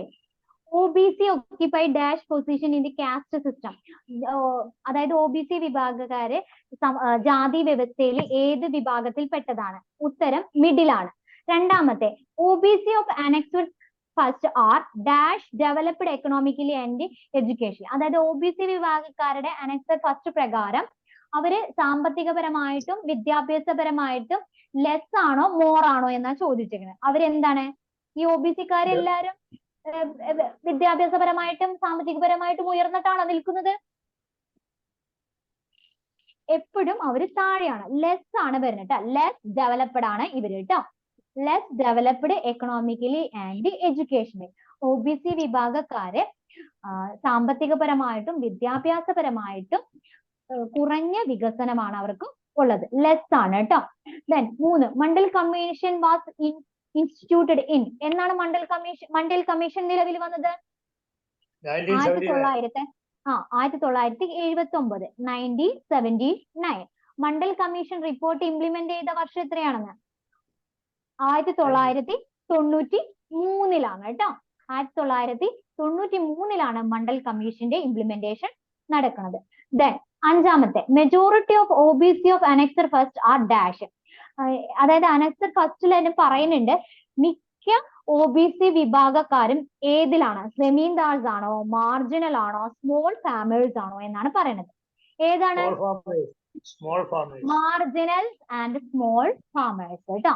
അതായത് മാർജിനൽ ഗ്രൂപ്പ് ആണ്, അതായത് മധ്യവർഗക്കാരിൽ നിന്ന് മാർജിനൽ ഏരിയ എന്നാ പറയാം. പിന്നെ സ്മോൾ ഫാമേഴ്സ്, അതായത് ചെറിയ കൃഷിക്കാരുമാണ് ഏത് OBC വിഭാഗത്തില് മെജോറിറ്റി ഉള്ളത്. ക്ലിയർ ആയല്ലോ? ഇത്രയും പോർഷൻ ആണ് നമ്മുടെ ഏത് സോഷ്യോളജിക്ക് ഉള്ളത്. എല്ലാം കംപ്ലീറ്റ് ആയി എന്ന് ഞാൻ വിചാരിക്കുന്നു. ഇനി ഇതില് ഈ ഒരു അധ്യായത്തില് നിങ്ങൾ നോട്ടിൽ ഒരു എസ്സേ ആയിട്ട് പഠിക്കാനുണ്ട്. ഈ ഒരു അധ്യായത്തിൽ മാത്രം. അതൊന്ന് ഞാൻ പറയാം, അതൊന്ന് ടിക്ക് ഇട്ടിട്ടൊന്ന് പഠിക്കണം കേട്ടോ. അതായത് നിങ്ങളുടെ ഗൈഡില്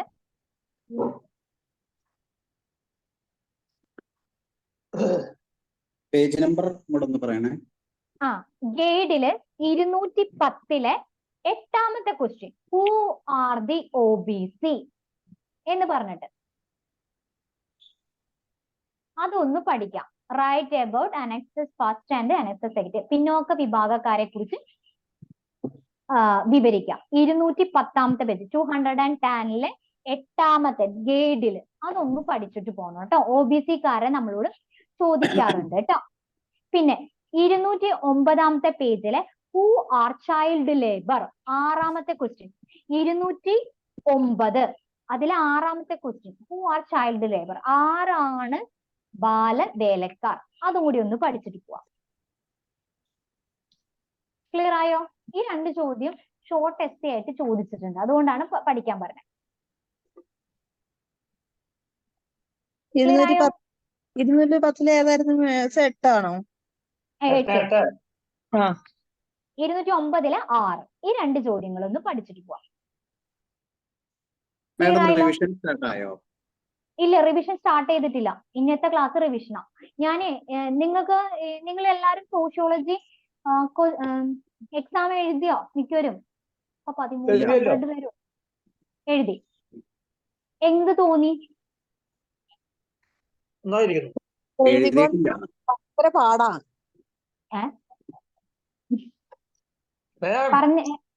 പറഞ്ഞോളൂ. അവര് ഞാനല്ല പേപ്പർ നോക്കണം, അതുകൊണ്ടാണ്.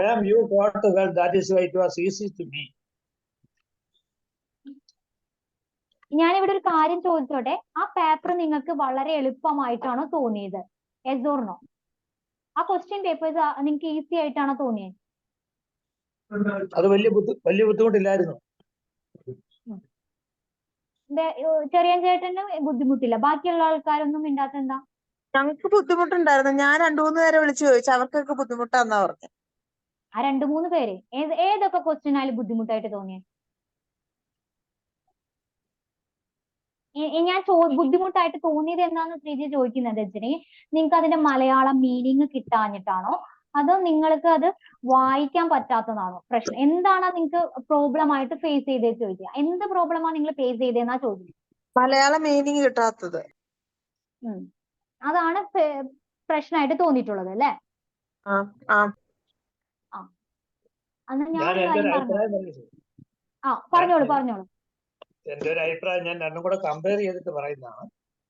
പറഞ്ഞോളൂ. നമ്മൾ ആ ഇംഗ്ലീഷ് ടെസ്റ്റ് വായിക്കുകയാണെങ്കിൽ I think it is better. അത് മുന്നേ ഓൾറെഡി ഞാൻ പറഞ്ഞിട്ടുണ്ട് എല്ലാരോടും. ഇംഗ്ലീഷ് ടെസ്റ്റ് ഫോളോ ചെയ്യാം. ഗൈഡ് എടുത്ത് മാറ്റി ബാക്കി ഗൈഡ് കാരണം എന്താ കാര്യം എന്ന് ചോദിച്ചാല് മലയാളത്തിലുള്ളത് ആക്ച്വൽ ട്രാൻസ്ലേഷൻ ആണെന്ന് പറയാൻ പറ്റത്തില്ല.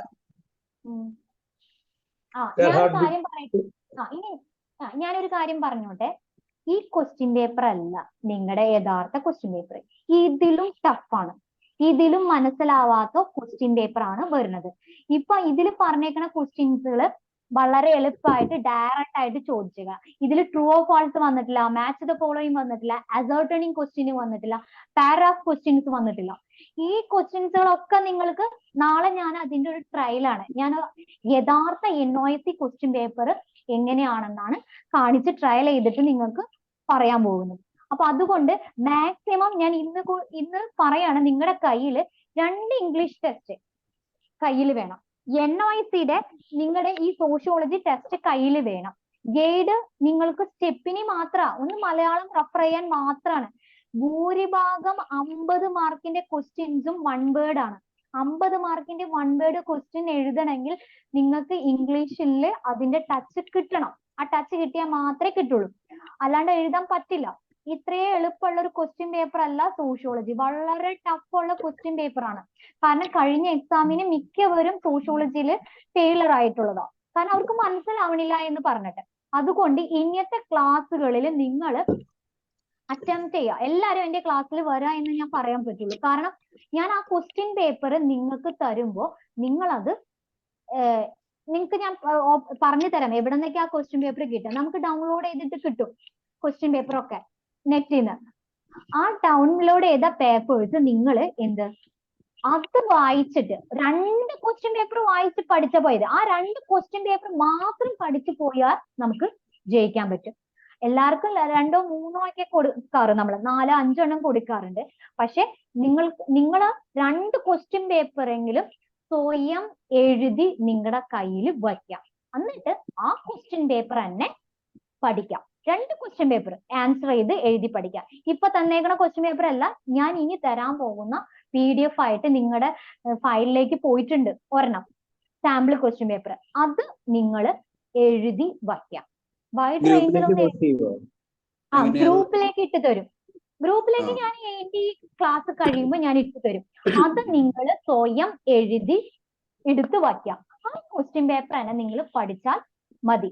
കാരണം അപ്പോഴും നമ്മൾ ഒരു ഗ്രിപ്പ് കിട്ടാണ്. അതായത് നമുക്ക് പരീക്ഷയിലെ ക്വസ്റ്റ്യൻ പേപ്പറുമായിട്ട് നമ്മൾ നല്ലോണം ഇംഗ്ലീഷ് നടത്താൻ വേണ്ടിയിട്ടാണ്. നാളെ അതിന്റെ ട്രയൽ ആയിട്ടാണ് ഞാൻ ആ ക്വസ്റ്റ്യൻ പേപ്പർ കൊണ്ടുവരും. അതിന്റെ റിവിഷൻ ആണ് നടക്കണം. നിങ്ങൾക്ക് ആ ഒരു പേടി മാറ്റാനാണ്, ക്വസ്റ്റ്യൻ പേപ്പറിന്റെ പേടി മാറ്റാനാണ്. മിക്കവർക്കും ക്വസ്റ്റ്യൻ പേപ്പർ വായിച്ചാൽ മനസ്സിലാവില്ല എന്നാണ് പറയുന്നത്. ആ ഒരു ഇത് മാറ്റാൻ വേണ്ടിയിട്ടാണ് ചെയ്യാൻ പോകുന്നത്. അപ്പൊ എല്ലാവരും അടുത്ത ക്ലാസ്സിൽ വരുമ്പോൾ ഇംഗ്ലീഷ് ടെസ്റ്റ് കൊണ്ടുവരാം. കാരണം ഞാൻ ആ ഇംഗ്ലീഷ് ടെസ്റ്റിലെ പേജ് നമ്പർ എവിടെയാണെന്ന് പറയും കറക്റ്റ് ആയിട്ട്. പേജ് നമ്പർ ഇതാണ്, ഇവിടെ നിന്നാണ് ആ ചോദ്യം വന്നേക്കുന്നത് എന്ന് പറയുമ്പോൾ നിങ്ങൾക്ക് ആ ഇംഗ്ലീഷ് ടെസ്റ്റിൽ അടയാളപ്പെടുത്താനാണ്. ടെസ്റ്റ് ഇല്ലാത്തവര് ഇപ്പൊ തന്നെ വിളിച്ച് ഓഫീസിലേക്ക് ഞങ്ങൾക്ക് ടെസ്റ്റ് കിട്ടിയില്ല അതാണ് ഇതാണെന്നൊന്നും പറഞ്ഞ് കംപ്ലൈന്റ് ഒന്നും ചെയ്യേണ്ട. ടെസ്റ്റ് ഇല്ലെങ്കിൽ നിങ്ങൾ അവിടെ എഴുതിയിടാം. നിങ്ങൾക്ക് എഴുതിയിടാനുള്ള ഞാൻ പഠിക്കാൻ തുടങ്ങിയിട്ടുള്ളൂ. ഇന്നാണ് ഫസ്റ്റ് ക്ലാസ്സിൽ ജോയിൻ ചെയ്യാം. ഇന്നത്തെ ക്ലാസ്സിൽ കയറിയാൽ മതി അരുണേ. ഇന്നത്തെ റിവിഷൻ ക്ലാസ്സിൽ കയറിയാൽ മതി. ഈ ക്ലാസ്സിൽ പറയണതല്ല, ഇന്നത്തെ റിവിഷൻ ക്ലാസ്സുകളിൽ എല്ലാം അറ്റൻഡ് ചെയ്യാം. അല്ല, അതിന് വേറൊരു കാര്യമുണ്ടെന്നേ. നമ്മുടെ വീഡിയോസ് ഒരു ഹെഡ്ഫോൺ ഇട്ട് കേട്ടാ പോരെ. അത് മതി. പക്ഷെ ഇന്നത്തെ ക്ലാസ്സുകള്, അതായത് ഇന്നത്തെ ലൈവ് ക്ലാസ്സുകളായാലും ഇന്നത്തെ റിവിഷൻ ക്ലാസ് ആണ് കൂടുതൽ അറ്റൻഡ് ചെയ്യേണ്ടത് എല്ലാവരും. അപ്പം എടുത്തതല്ല, റിവിഷൻ ക്ലാസ്സുകൾ മിസ്സാവാണ്ട് അതുപോലെ ഈ പറഞ്ഞ 2 ക്വസ്റ്റ്യൻ പേപ്പർ ആൻസർ ചെയ്ത് കയ്യിൽ വെക്കാം. അപ്പൊ ജയിക്കാനുള്ള മാർക്ക് ഞാൻ മലയാളത്തിലാണ് എഴുതുന്നത്. പക്ഷെ ഈ മലയാളം ടെസ്റ്റിൽ മലയാളത്തിൽ മാത്രം എഴുതിക്കോ. പഠിച്ചാൽ മതി എന്ന് പറഞ്ഞു. അപ്പൊ ഇത് മലയാളം പഠിച്ചാൽ പഠിച്ചോ. മനസ്സിലാവോ? വായിച്ചാൽ മനസ്സിലാവേണ്ട, ചോദ്യം വായിച്ചാൽ മനസ്സിലാവോ എന്നാണ് ഞാൻ അത് ആദ്യം മനസ്സിലാവും. ചോദിച്ചത്. അത് മനസ്സിലാവും. ചോദ്യം വായിച്ചാൽ മനസ്സിലാവെങ്കിൽ പിന്നെ നീ ഏത് ഭാഷയിലും വേണമെങ്കിൽ എഴുതിക്കോ, കുഴപ്പമില്ല. ഓക്കെ എനിക്ക് ഓക്കെ. ചോദിക്കാനുള്ളത് ചോദ്യം വായിച്ചാൽ ഇംഗ്ലീഷിൽ വായിച്ചാൽ മനസ്സിലാവോ, അത് അത്രേ വേണ്ടൂ. തീർച്ചയായിട്ടും ഷുവർ ഷുവർ. അപ്പൊ പിന്നെ നിനക്ക് മലയാളത്തിൽ എഴുതിക്കോ, ഒരു കുഴപ്പമില്ല. ഇത് ചോദ്യം മനസ്സിലാവാണ്ടാണ് അപ്പൊ ഈ മലയാളം പലർക്കും. ടെസ്റ്റ് മാത്രം പഠിച്ചാൽ മതിയല്ലോ. മലയാളം ടെസ്റ്റ് പഠിച്ചാൽ പോരാ, ഞാൻ പറയാം, നിനക്ക് കാണിച്ചു തരാം ഞാൻ നാളെ ഗൈഡ് വരുമ്പോ. ഗൈഡ്. മലയാളം ഗൈഡില് പലതും കുറവാ, ഇംഗ്ലീഷ് ടെസ്റ്റിലാണ് ഉള്ളത്. അതുകൊണ്ടാ 1 word fill in the blanks true or false. ഈ സാധനങ്ങൾ ഫുള്ളും ഇംഗ്ലീഷ് ടെസ്റ്റാ. അത് 50 മാർക്ക് ചോദിക്കും, മനസ്സിലായോ?